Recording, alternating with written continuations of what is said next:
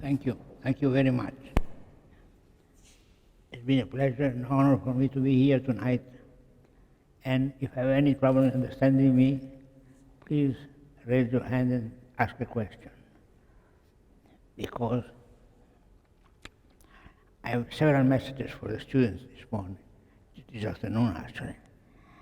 The first and most important is, don't be afraid of getting older. Because if you're afraid of getting older, then you have to stop working, and it's a terrible thing to happen to you, for a scientist. You can go on working because nowadays technology is very powerful. I have a disease myself, which is degenerative disease, brain disease. But I've been lucky enough not to have any dementia out of it. And you will not have any dementia either, because dementia will be defeated by people before 5 to 10 years maximum. I know already a guy called Novak, a Czechoslovakian, who works everywhere in Europe, especially in Germany presently. And he has a vaccine therapeutic for Alzheimer. Very powerful little molecule, and it's going to defeat Alzheimer probably. It's very big news. That's why I was very jealous of it. I wrote to him asking a little bit of that molecule to try on my cells, because it is a molecule that is due to take the protein tau, which also is involved in Alzheimer since a few years.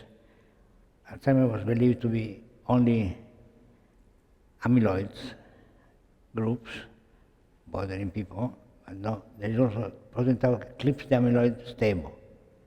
And if you take the protein tau out of it, you defeat Alzheimer.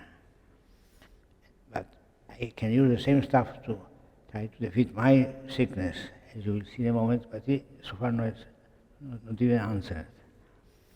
He knows that he has a big thing in his hand, wants to preserve it for as maximum he can, because anybody who finds a cure for Alzheimer probably finds this way to Stockholm, if the cure is clear and definite. So don't be afraid of old age. There are technical things. My own degeneration in the brain brings aphonia. I don't have enough air in my lungs to speak about. But then I have a microphone here.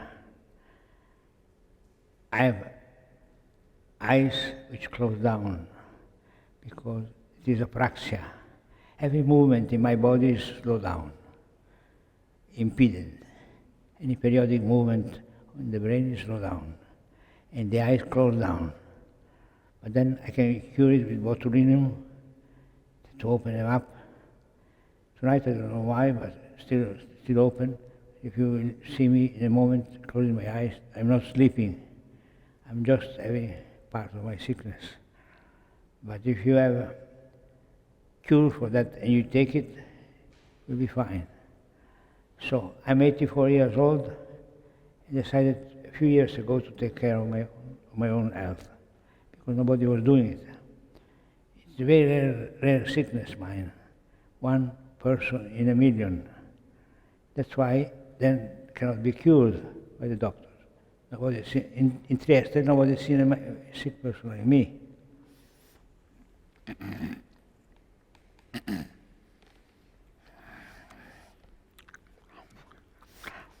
It's very important to get a correct diagnosis for any disease.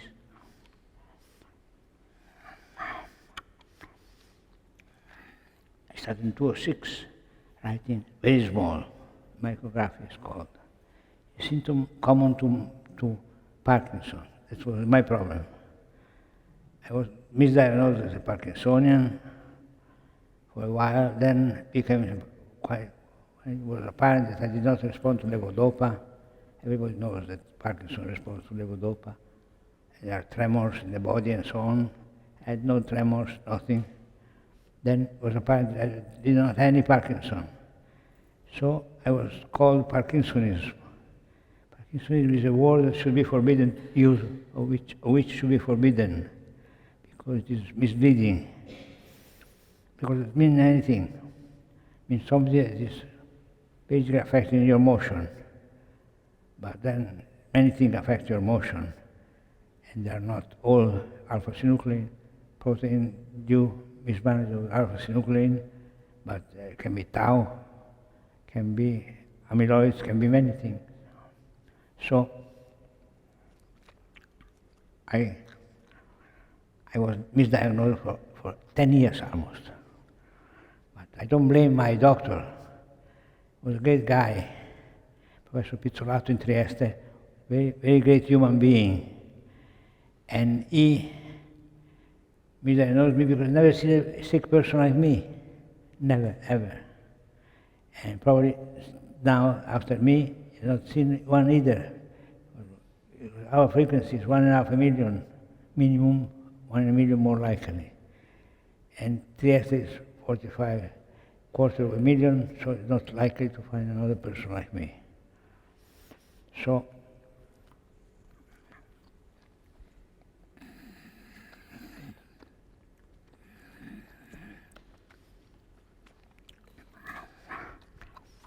I still was convinced that I had a rare form of Parkinsonism, following symptoms. Parkinsonism should be forbidden. Complete lack of response to levodopa. Everybody can tell you that knows Parkinson. No tremors whatsoever. Everybody can tell you no Parkinson. Almost constant freezing of the gait. This is common to Parkinson.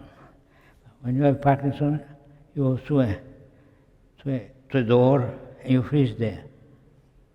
Typically. You go into an elevator, you freeze before you get in. But not in a corridor when you're walking, all of a sudden freezing. That's not Parkinson. It happened to me many times. And I fell down, and I also broke shoulders several times, because I was not paying attention to this freezing. You know, I had it. Nobody had warned me. As soon as I learned of my expenses, 3 operations in the shoulders, that I had freezing of the gait, I paid attention to it and I never fell anymore. But 6 years before, I found a 202 paper, these symptoms correspond to different illness. Poor acne with freezing of the gait. Unfortunately, the paper did not mention that the presence of tau protein was an essential part of the diagnosis. Since I speak poorly, I like to read my slides. You get more information from reading the slides, listening to me, but I will do my best. In 2008, I went to Pizzolato and told him, what about if I have freezing of the gait? Pure kinesia, which means basically lack of movement, not only in motion, but writing, speaking, everything slows down. And he told me, no, I've never seen any person like you. So, you have Parkinsonism. Okay, fine. Second thing, the paper of 202 I found myself about the condition of akinesia, which means lack of motion, was such that did not mention it was tauopathy, tau protein. If I had done that, would have been already molecular signature, would be making the diagnostic much easier. And later on, clinical postmortem study at University of London, Queen's Square Bank. The British are great guys.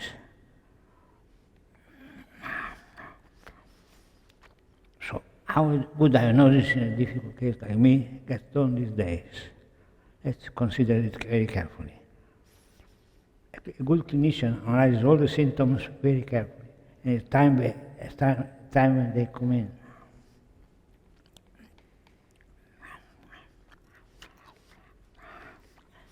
First of all, he has to have seen at least a dozen patients like myself. In Philadelphia, there's a movement disorder clinic where all difficult people go there. New York, the famous Mayo Clinic in Arizona has 40 patients like me.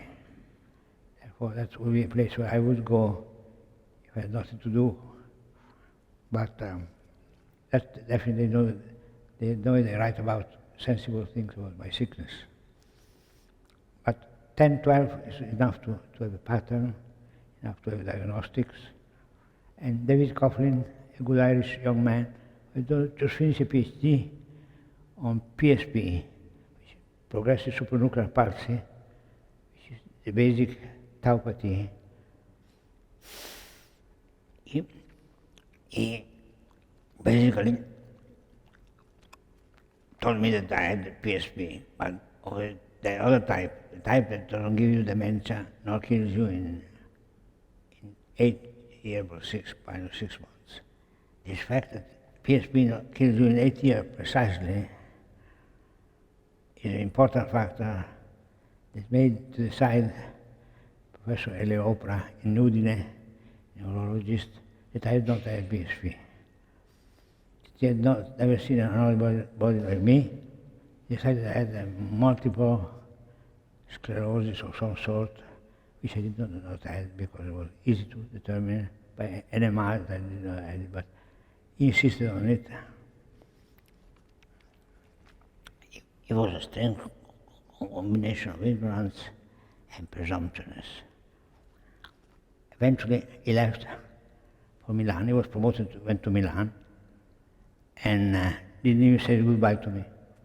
Disappeared from the scene, was left without a doctor. That one decided to go to Philadelphia. I have an apartment, get visited in these movement centers, movement problems, movement center. With Dr. Coughlin, I met him, and he analyzed my symptoms and decided that I had PSP with PAGF. This was my diagnostics. I believed him because it was very calmly reasoned, very isolated from the rest.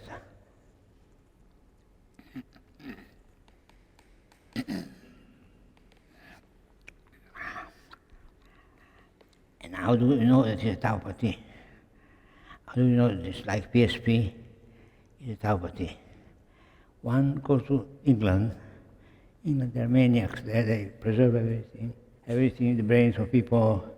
It is this Queen's Square brain bank, where 750 brains and clinical analysis are stored, and you can be your story can be confronted with those of these people. And I was, can I be understood when I speak? More or less. I do my best. Then, what was just saying that the clinical description of the sickness of 750 people was discussed in comparison with mine, and with those characteristics which are like correspond to levodopa, no tremors, and so on and so forth. And very carefully, in 6 out of 7 cases, only 7 clinical descriptions fit in this description. 6 out of 7 were tauopathy, and 7 was alpha-synuclein, or Parkinson's disease, anomalous Parkinson's disease. In this case, maybe you can use Parkinson's properly, but in this case, how did you found it was tauopathy? They use antibodies, stain the tissues taken from post-mortem tissues, from autopsies, these people, and if they find particular staining with 88, I did not know that at the time, I learned only recently, 88 antibody, anti-tau 8 antibody, then they discovered this tauopathy. tauopathic disease. Means that there is too much production of tau protein, and you are in trouble because of that. Okay. Therefore, the postmortem investigation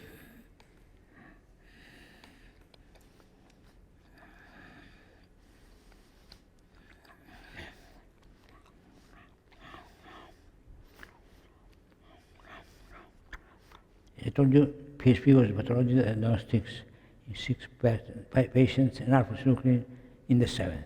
So the prevalence of PD is approximately 1%, and the PSP Richardson, 1% of that. 1% of that gives 1 case in 500,000 population. 1 million to 500,000 population. Of course, you cannot do statistics anymore at that level of scarcity of information. You have 1 person per million population, you have 10 cases in the whole west coast of the United States. You cannot do reliable statistics. You do what you can do best. You hope for the best. In Arizona, they did better job. They had 40 cases, like us. They established the sickness with more confidence.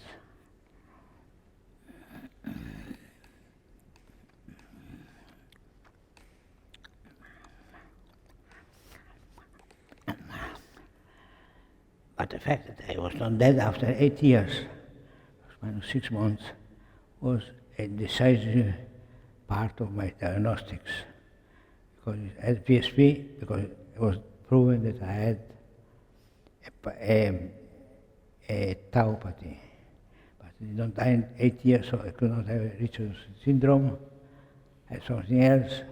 The third phenotype is this famous lack of movement, gait freezing, and that's what I decided to have. The doctor told me, and it was fine.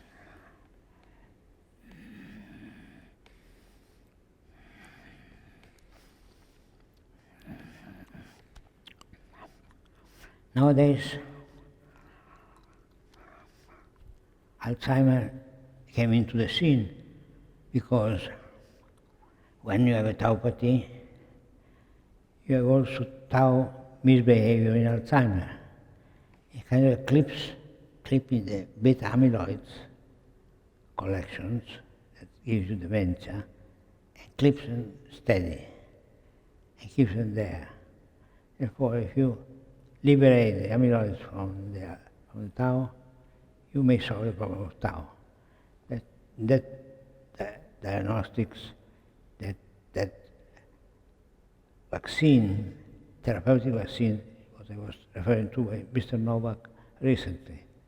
And following the literature, it should have gone public at the end of September, probably will be the end of October, but it will go public and then be a major discovery. But he has not done a phase 3 trial.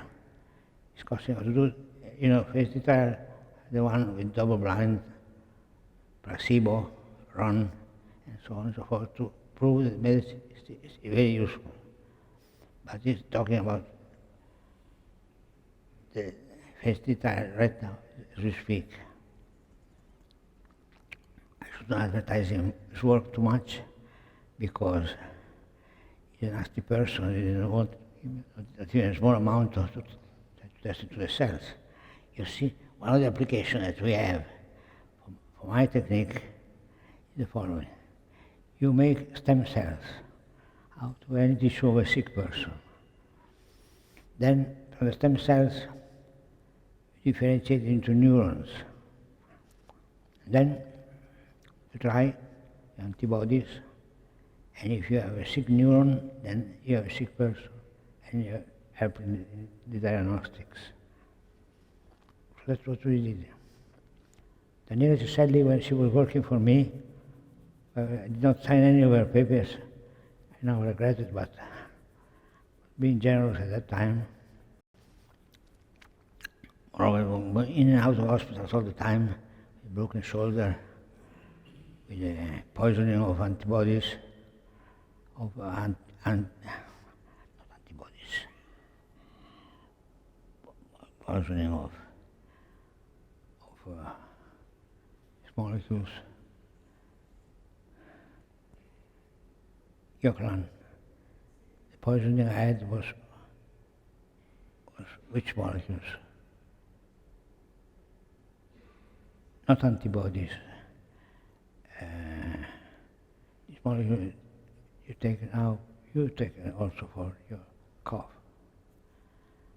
Is boy. Come back to me in a moment.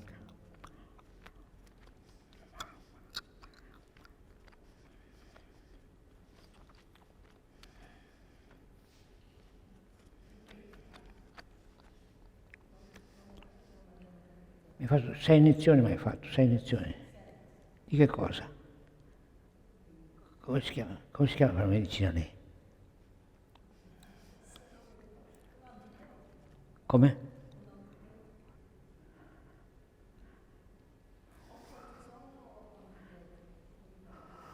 I don't hear you.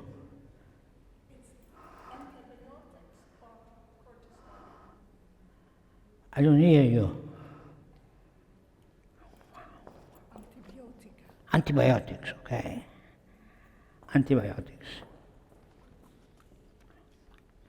And they're terrible stuff. They cure you, they kill the flora in your belly, but if you take too many, they kill you totally.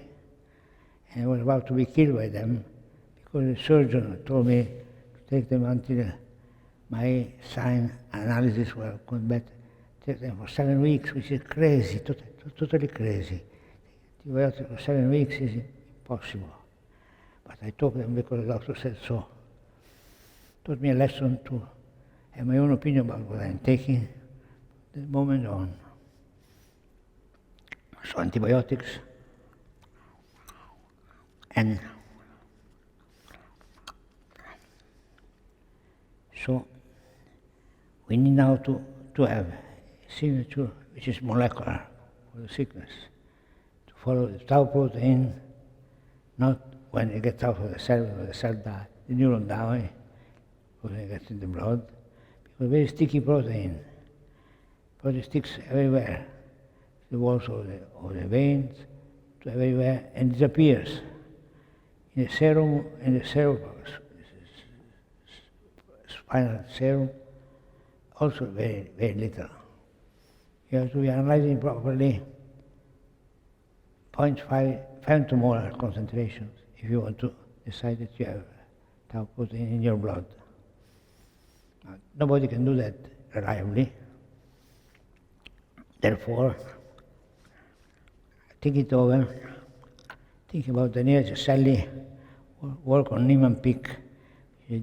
However, it is a big difference because it is a genetic disease. Mine was not a genetic disease like any other. Tauopathy is a sporadic disease. We decided to go after it, same way she did for genetic diseases. So let's first see what she did for genetic diseases. It's easy because the diagnostic is very easy. You know what you have, you know what come out eventually in light, from early to late, but it is a prediction for disease, very safe. So the diagnostic is easy.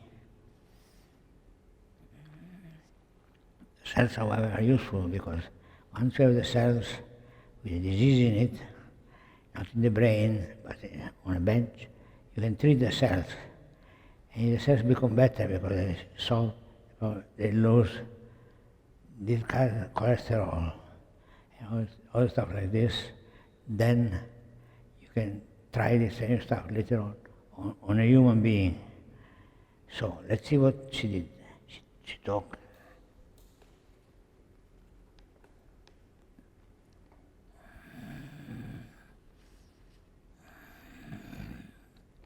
Niemann-Pick autosoma recessive nerve disorder caused by the abnormal function of NPC1 or NPC2 protein.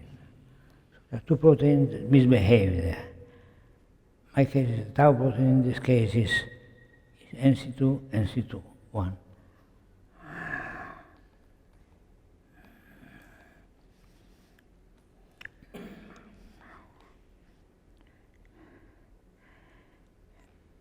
she took fresh skin samples, make them regress to stem cells.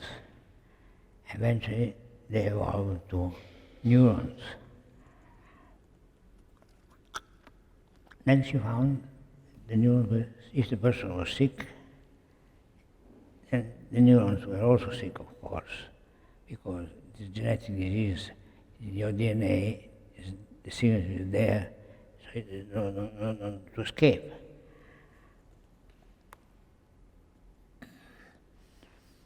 You start from this egg stem cell, you go to a neuron, very different type of cell. You do with protocols which are looks very simple, but very difficult to find. It's very dedicated people, try and error, knowledge about stem cell, how they talk to each other, how they develop.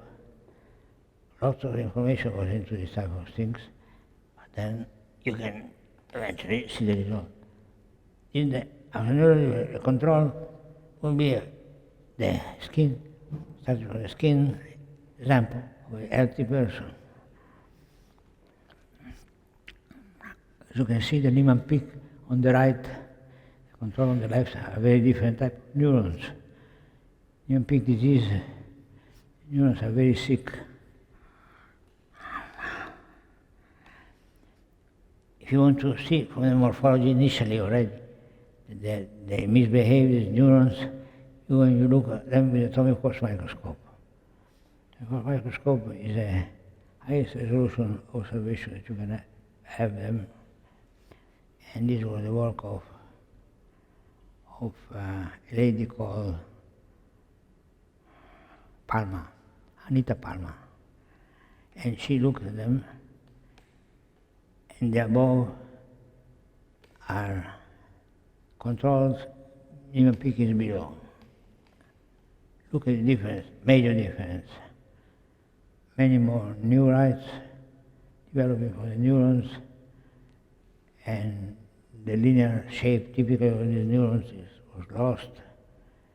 But clear indication that the person was sick.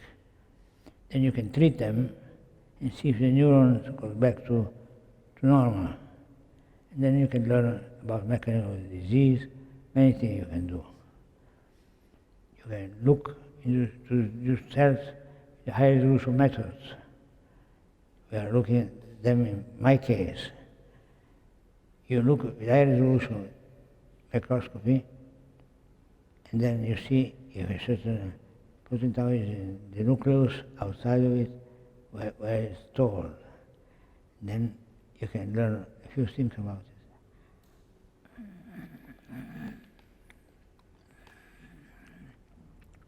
See these fat things here.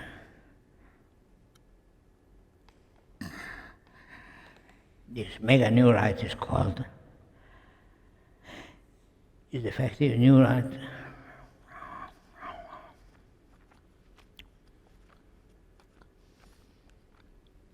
And it is defective, quite really sick.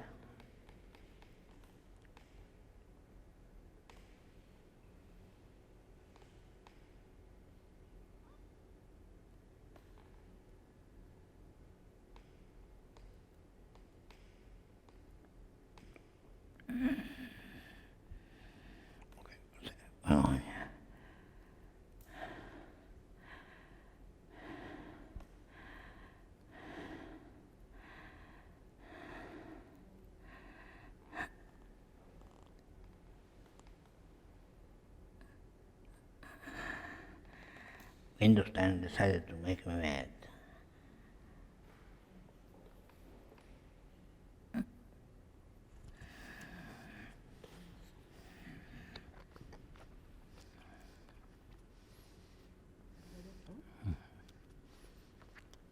Very good. Thank you. So the conclusion is possible to develop an human being patient, human being model, some in vivo alterations. Abnormal lipid accumulation, cholesterol, ganglioside, morphological changes, and deletogenesis.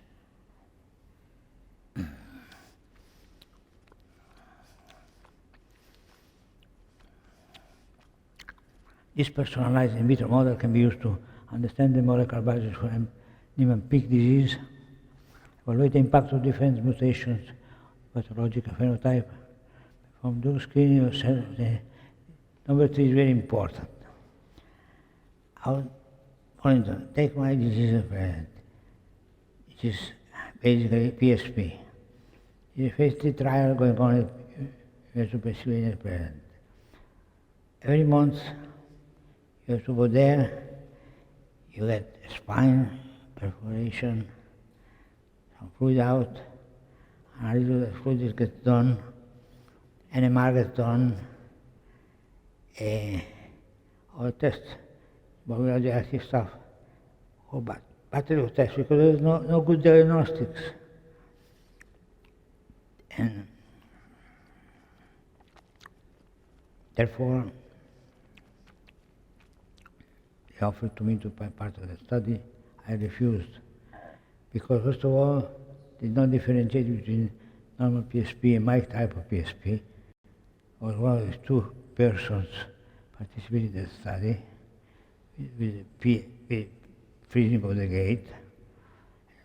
I refused it. And I think I did fine. Moreover, there was a chance that I was taking a placebo. Therefore, we have to wait for the end of the study to learn something about it. I decided I can wait for the end of the study, the same, and have the same type of information. So,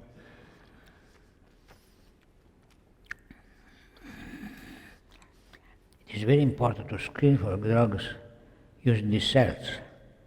If the cells are sick, you can make them good with treatment. Then you can go and have your phase 3 trial with much more confidence. And the analysis is done in 15 days. Take a skin graft from a patient, develop the stem cells,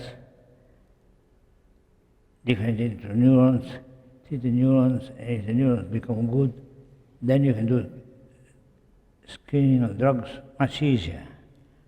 I wrote that to Mr. Novak, telling him, if you give me a small amount of your substance, I will treat my cells, and I tell you if it's made properly or not. Never answered me, but I think he misses the boat because he could know to go on with your phase 3 trial with much more confidence if the cells refuse the medicine, there's no point for him to go to phase 3 trials, to phase 3 trial. Therefore, but, people are not always rational about it. Then Giuseppe accepted my proposal to do a project about my cells.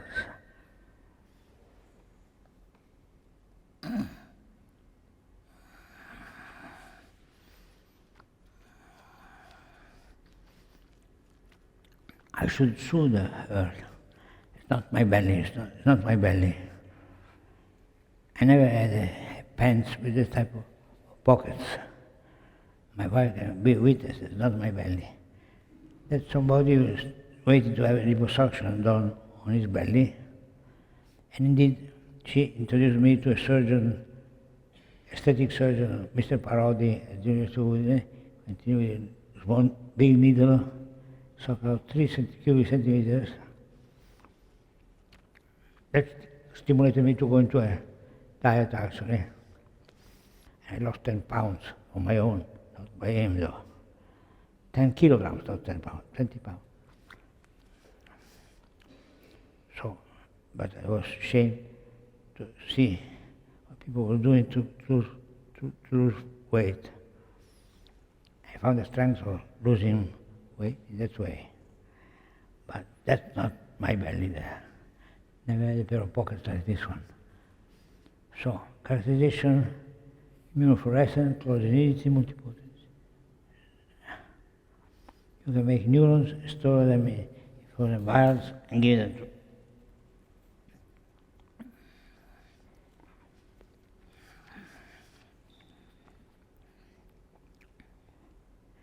You tell me when it's time for me to cut.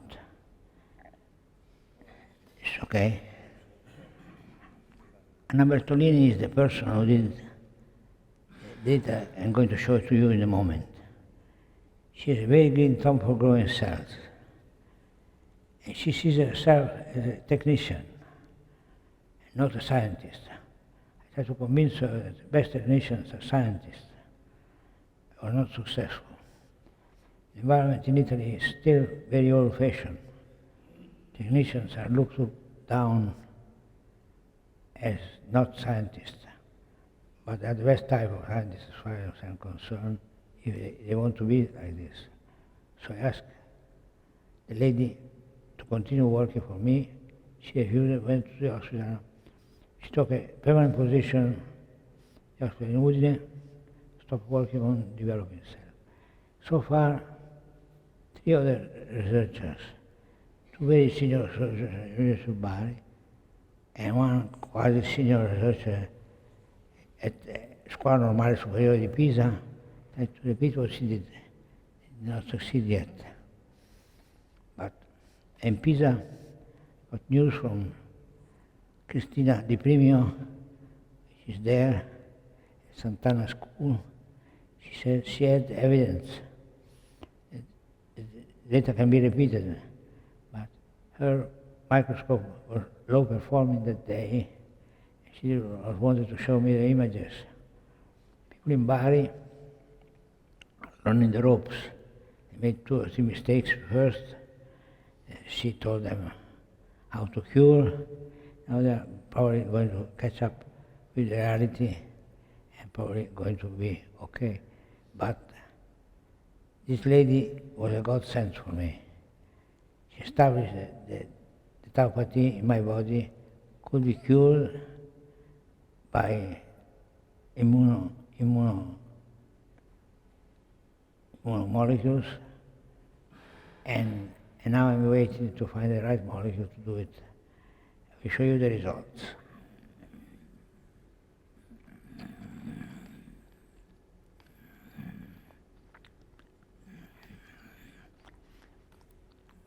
H-Slim 21, 75-year-old woman, H-Slim 130, 50-year-old man, both healthy. Patient is myself, 84 years old. Usually protocol, not exactly like this, maybe small variations, no final days, but basically similar to this is looking for where tau is. Tau is red in this case, and you see there is plenty of tau around in a healthy person. Is a healthy 50-year-old. These are my cells. The scale is still the same. You see first anomaly, cells are bloated, inflated. They're about to die because they have too much tau in it. Before they blow up, they're very big. First fact.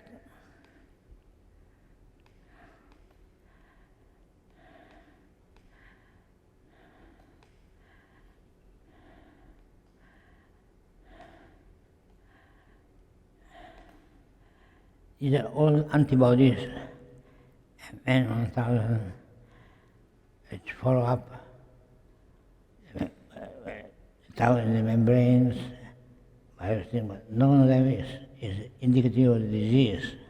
Let me show you immediately what the disease looks like. Ecco. It's AT8. The same molecule people use in the blood vein bank in London to do the study, and as you can see, healthy person doesn't have any. So this red dots in the nuclei, that's the end of the story. So this is the lady, the man, and this is mine.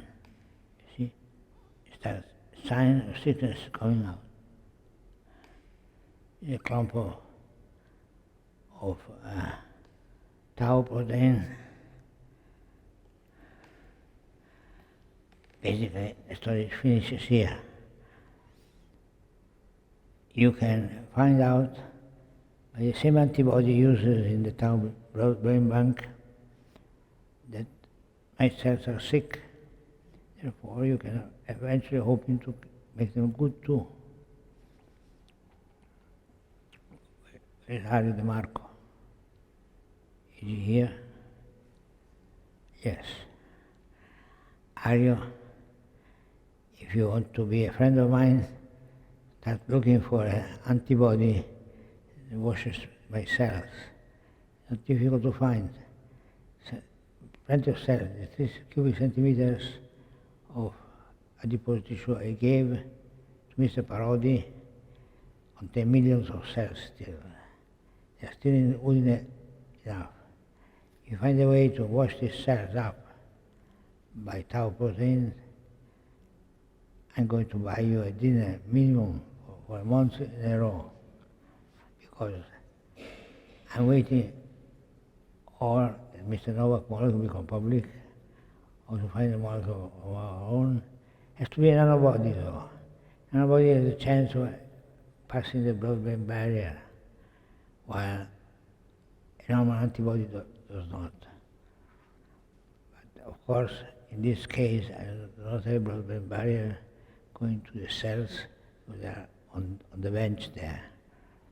But we can start with an nanobody. If we find it, then we can go to an animal, a model of the disease, and then to the human being. And we are finished. I don't believe seriously that I will be able to do it before dying in about a year or so, but the hope is the last to die, as they say. I don't want to put on his shoulder all the responsibility to find a cure for me, but if he does, an accelerated pace would be nice. Finish.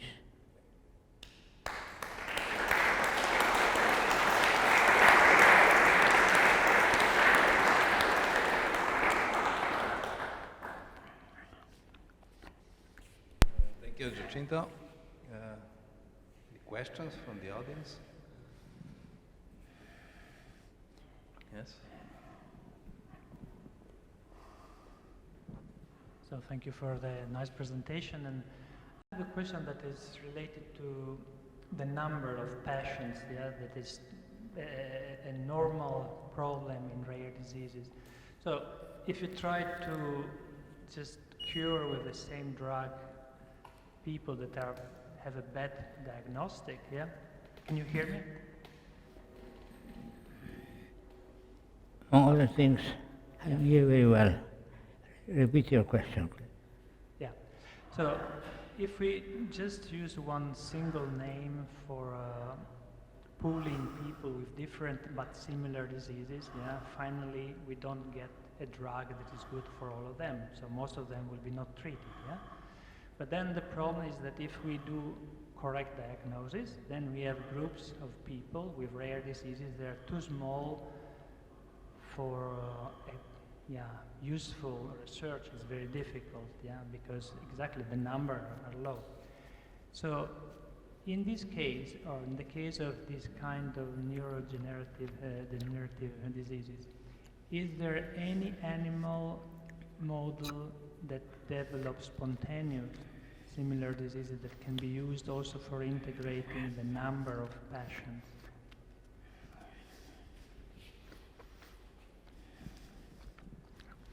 I do not understand the question. Come and tell me from near. Yeah. So, for instance, in the case of other rare diseases like some kind of cancers, we can use different animals that develop exactly the same kind of cancer, but I don't know, more frequent than humans. And so because of this, we have, 5 cases on 1 million in humans, but 5,000 in other animals. Is there any animal that could serve as alternative to humans that have the same kind of spontaneous disease? The same kind of? Spontaneous, not induced. Same kind of what? Well, in your case, neurodegenerative disease, but with the same characteristic that have... Oh, there are plenty of cases. Yeah, for instance. We could go for the, so a difficult case like mine, 1 in a million, you could go for PSP normal, 1 per 10,000. We have already 4 cases in Bari, storing their cells, and we are going to treat them with stem cells, the neurons, and find out what the tau protein is doing there. Yeah, but any in vivo system that can also support the research? Yes, animals. But it's very difficult in this case to translate from animals to humans. Very difficult. Because, for instance, the reason why I'm still alive and talking to you, not being demented, is because the brains, the cells in my brain are the stem cells, stem of the brain, which gives me an advantage because if I put my cure molecule into the spine, it's going to go out, passing from there, maybe treating properly my brain, but it's just a guess I'm making at present. So it is difficult. As soon as you go to humans, the brain, you don't want to touch it. That's why we use these cells first. And you know how much money Big Pharma spends for testing drugs, screening drugs? A huge amount of money. If you have cells and you treat them, then you can save a lot of money. I'm convinced that if I was a young man, I would put all the energies in this system and then try to sell it to Big Pharma, to drug screening, make a lot of money. Monitor to motivate me, but may motivate other people.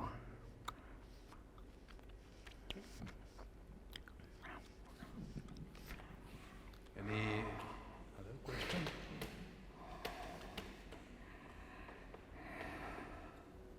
If not, let's thank the speaker again.